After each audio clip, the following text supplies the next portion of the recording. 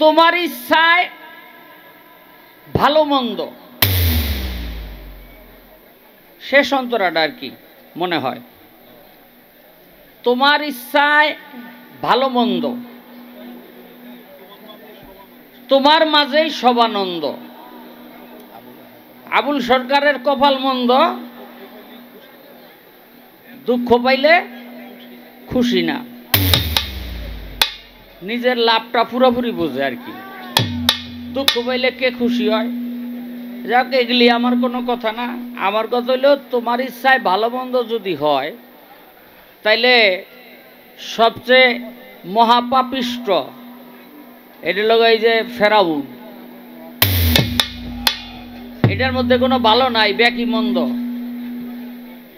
এখন আমার কথা হইল এই মন্দ যদি আল্লাহর ইচ্ছাই হয়ে থাকে, তাহলে ফেরাউন দুজকে যাইব কেন? এখন আমার কথাগুলো কিন্তু আপনারা বিচার করবেন। একটা খারাপের কথা কইলাম, একটা মন্দের কথা কইলাম, মন্দের তো কোনো শেষ নাই নাকি? তাইলে আবু জেহেল সেরা খারাপ, সেরা মন্দ, তাইলে আবু জেহেল দুজকে যাইব কেন? যদি আল্লাহর ইচ্ছাই থাকে, যে হুকুমের আসামি দুজকে না হে যাইব। এই একটা জিনিস আমার ভিতরে খটকা লাগছে, একটু ঠিক করে দিবেন। মন্দটা মাইনা নিলাম, কিন্তু যার ইচ্ছায় মন্দ হইল সে দোষী না কেন, এইটা হইল আমার মূল কথা। গান গেয়ে বিপদে পড়ে গেছি, আমি এক নাচের পুতুল, এক একা নাচি না, যেমনি নাচাও তেমনি নাচি, না নাচিলে বাঁচি না। শেষের ছন্দ হলো তোমার ইচ্ছায় ভালো মন্দ, তোমার মাঝেই সব আনন্দ।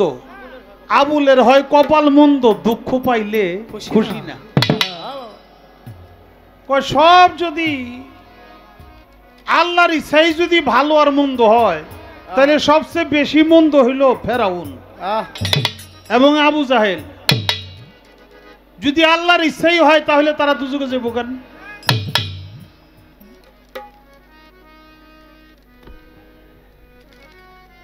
আমার বাজান তার গানের মধ্যে, একটা গানের মধ্যে বলছে, পরম তত্ত্ব না জানিয়া তুমি মিছে করছো বাহাদুরি, সর্বজীবে ঘুরি আমি সর্বজীবে ঘুরি।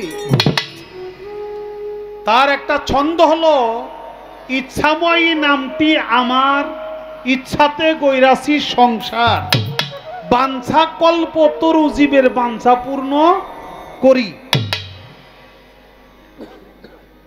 বেআইনি বাঞ্ছা করলে তার শাস্তি হবে ভারী, আর আইন মতো বাঞ্ছা করলে আমি তারে বান্দা বইলে স্বীকার করি। আল্লাহ হইল বাঞ্ছা কল্পতরু, জীবে যা বাঞ্ছা করে আল্লাহ সে বাঞ্ছাটা পূর্ণ করে। এখন বাঞ্ছাটা আমি কি করলাম? বাবা চোর যখন চুরি করতে যায়, তখনও চোর কয় আল্লাহ আমি জানি ধরা পড়ি না, আল্লাহ ধরা জানি পড়ি না, নাকি? আবার যে ব্যক্তি বাড়ির মালিক, সে যখন সয়, সেও বলে আল্লাহ আমি আমার এই মাল জানমাল সবকিছু তোমার হাওলা করে আমি শুইলাম, তুমি দেখে রেখো। কোন বান্দা যদি এই কথা বলে আল্লাহর উপরে ভার দিয়ে তারপরে সয়, আর সেই বাড়িতে যদি চোর যায়, চোরও তো কইতেছে আল্লাহ আমি জানি ধরে না পড়ি। আল্লাহ বাবা, বাড়ির মালিক আর কবার ডাকে? চোরে বেশি ডাকে, কারণ বাড়ির মালিক তো দুইটা ডাক দিয়ে ঘুমাই পড়ছে, নাকি? তাহলে ঘুম পাড়তেছে, আর যে চোর ও তার ঘুমায় না, ও দমে দমে খালি করতেছে আল্লাহ কোন সময় জানি ধরা পড়ি, আল্লাহ আমি জানি বাঁচি, আমি যেন ধরা না পড়ি। ও চোরে আল্লাহর আরো বেশি বেশি ডাকে। এই যখন করে, তারপরে যখন চোরে চুরি করতে গেল, শীত কাটলো, ঘরে ঢুকলো, মালিক তো ঘুমাই দিছে, মালিক তো ঘুমাই, বাড়ির মালিক তো ঘুমাই দিছে, আর চোরে ঢুকছে ভিতরে। আর এ সময় এক ইঁদুর দেখে বাড়িতে হলো বিড়াল। ইঁদুর যখন দৌড়াদৌড়ি পারতেছে, বিড়ালও লাভ দিয়ে ধরতে গেছে, বিড়াল রে ধরতে গেছে। ধরতে যায় বাবা ঠাস হইয়া বিড়াল আর ইঁদুর দুইজনে একবারে ওই বাড়ির যে মালিক ঘুমিয়ে ছিল ওটার কুকুর উঠছে সিটটা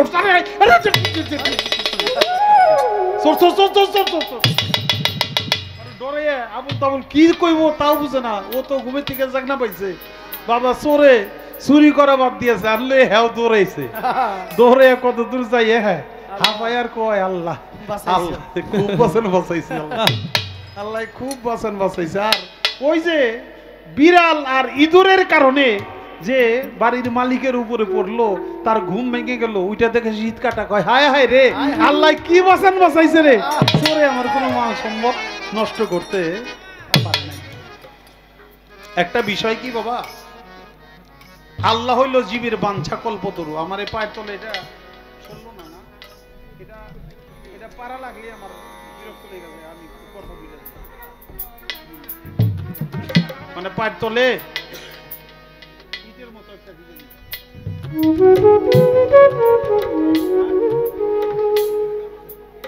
এটা কিন্তু তো কাইজা হয় ওই যে আচ্ছা আমি কথা বলতে থাকি। আল্লাহ হইল বাঞ্ছা কল্পতরু।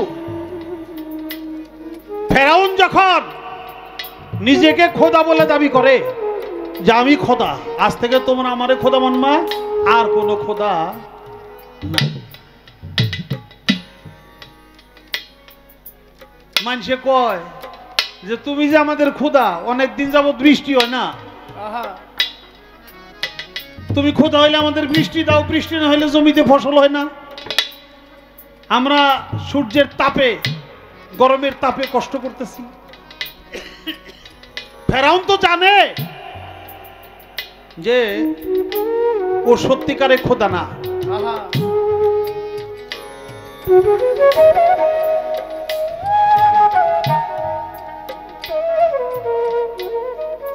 মুসা হইল আল্লাহর নবী।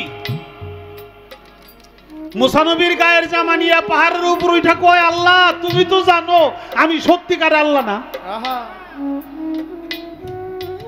আমি কয়েকদিনের জন্য আল্লাহ সাজছি, আসল আল্লাহ আসল খোদা যে আমি না, এটা তো তুমি অন্তত জানো জানো। আর বোকা মানুষেরা জানুক বা না জানুক আমার কাছে বৃষ্টি চায়, আমার কথায় তো তুমি বৃষ্টি দিবা না, এটা আমি জানি। এই জন্য বুদ্ধি করে তোমার যে নবী মুসা নবীর গায়ের জামাটা নিয়ে আইছি, এই জামার উছিলায় তুমি বৃষ্টি দাও।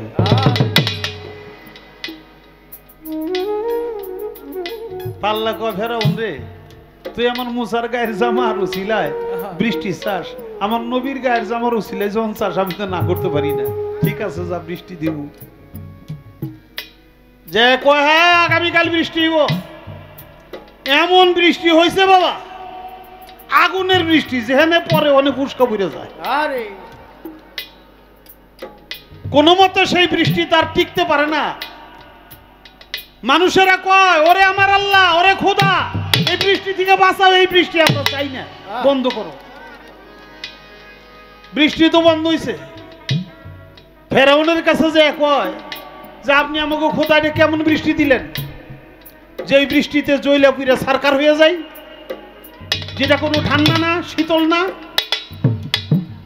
তো ফেরাউন কয় আমার মতো খোদা যেখানে, ওইখানে আমার মতো খোদায় বৃষ্টি দিলে এরকম বৃষ্টি, মানে আমি যে জাতের খোদা আমার বৃষ্টি দেও ওই জাতের। আমি আর কোনো কথা বলবো না। নবী করিম সাল্লাল্লাহু আলাইহি সাল্লামকে পরীক্ষা করার জন্য আবু জেহেল অনেক রকমের পরীক্ষা নবীর কাছ থেকে নিছে, তাও সে ধর্মে আসে নাই। কারণ আল্লাহ তাআলা বলছে ফালান তাজিদাল্লাহু ওয়ালিয়া মুরশিদা, যার অন্তরে মোহর মারা হয়ে গেছে সে কোনোদিন ওলি পর্যায়ের হাদি পর্যায়ের মুর্শিদ খুঁজে পাবে না। না, আল্লাহ তাআলা পবিত্র কোরআন মজিদে বলছে আমি যদি চাইতাম তাহলে প্রত্যেককে ইমানদার করতাম, এটা পবিত্র কোরআনের বাণী।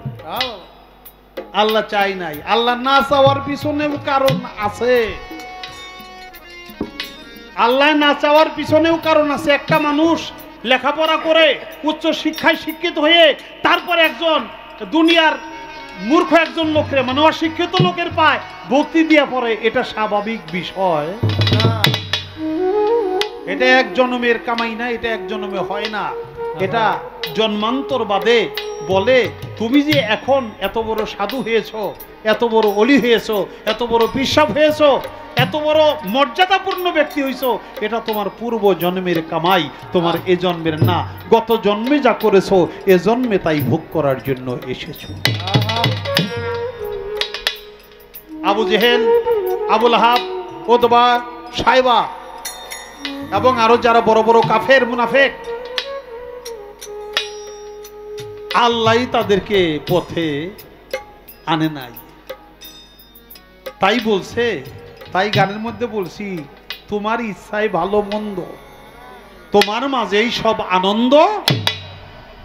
আবুলের হয় কপাল মন্দ, দুঃখ পাইলেই খুশি না।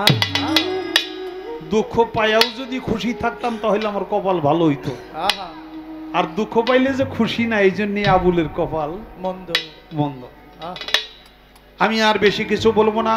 ইচ্ছাময়ী নামটি আমার, ইচ্ছাতে গৈরাসী সংসার, বাঞ্ছা কল্প তরু জীবের বাঞ্ছা পূর্ণ করি, বেআইনি বাঞ্ছা করলে তার শাস্তি হবে ভারী, কিন্তু আইন মতো বাঞ্ছা করলে তারে ভক্ত বইলেই স্বীকার করি, বান্দা বলে স্বীকার করি। আহা, তাই বাবা, আমার এই হাত শক্তিটা আল্লাহর নাকি?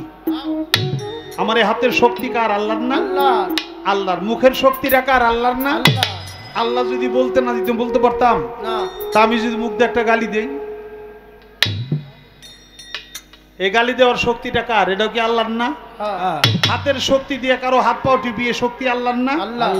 এই হাত দিয়ে কারো যদি চটকনা মারি, অন্যায় ভাবে থাপ্পড় মারি, অন্যায় করি, এটাও কি আল্লাহর শক্তি না? আহা, আল্লাহর শক্তি। কিন্তু ইন্নামাল আমাল বেনিয়াত, আমার নিয়ত কি বলে, আমার ইচ্ছাটা কি, আমার আকীদাটা কি। আমি যদি ভালো করি তাহলে ভালো পাবো, আমি যদি খারাপ ইচ্ছা পোষণ করি তাহলে খারাপটাই পাবো। পাবো। আবু জেহেল, উতবা, সাইবা, ফেরাউন, তাদের মূল আকীদাই ছিল খারাপ, এই জন্য তাদের জন্য শাস্তি হইল জাহান্নাম।